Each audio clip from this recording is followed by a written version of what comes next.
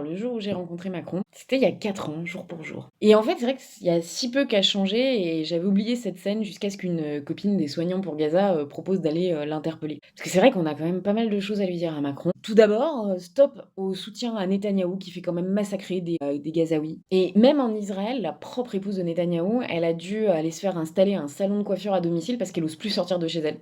Par contre, ici, les dirigeants israéliens, c'est les amis du, pouvoir en place, tranquille. Et Biden et Macron, ils soutiennent le terrorisme d'État d'Israël parce que cet État, c'est un relais pour leurs intérêts au Moyen-Orient qui est riche en gaz et en pétrole. Et ils en ont rien à faire des 500 professionnels de santé assassinés à Gaza, des dizaines de milliers d'enfants tués et des images de destruction qui évoquent Hiroshima. Alors c'est vrai qu'en 2020, j'étais pas très à l'aise, hein. Comme beaucoup d'autres collègues, j'avais essayé de dire tout haut ce qu'on pensait tous. Et franchement, il n'y avait pas que Macron, il y avait aussi tous les gugus là en costume autour de lui, et dont pas mal nous avaient menti pendant des mois sur les masques, les moyens et les risques liés à l'épidémie. Ce qui était énervant, c'est que le confinement, il était à peine terminé, ils étaient là en train de parader. Pour eux, en 2020 comme aujourd'hui, en fait, il faut gérer les soins comme une marchandise à tarifer et nous, les soignants, comme une main-d'œuvre en fait à mater. Et la recherche constante de limitation des effectifs à toutes les échelles, et de l'hôpital, des services, des équipes, en fait, ça organise un sous-effectif constant. Et durant la pandémie, certains hôpitaux continuaient parfois à supprimer des effectifs. Et les renforts temporaires, ils étaient précisément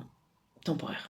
Le sous-effectif qu'on subit toutes, c'est l'impossibilité de prendre ses vacances quand on veut, de poser des RTT, pour certaines collègues d'avoir des nuits complètes, des repos, des week-ends. Il y a de nombreux collègues qui préfèrent alors travailler en 12 heures d'affilée pour avoir davantage de repos ou de possibilités de faire des heures sup à cause des bas salaires. En fait, la logique des accords sur le temps de travail à l'hôpital, il est simple. Il faut embaucher moins, embaucher à des statuts plus précaires et augmenter la productivité, comme à l'usine. Et ils en ont rien à faire des malades.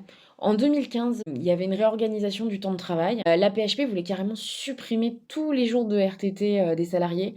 Des jours ont même été volés, mais les grèves massives avaient heureusement limité les dégâts. Et ça, c'était mes premières grèves. Depuis, on en a fait plein.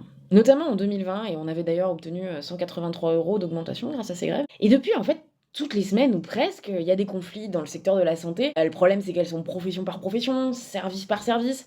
Et même souvent, on obtient des choses, notamment pour nos rémunérations. Mais aujourd'hui, ce qu'il faudrait, c'est 400 € de plus par mois pour tous les salariés. Et les salaires qui augmentent lorsque les prix augmentent. Des services publics de santé dignes de ce nom.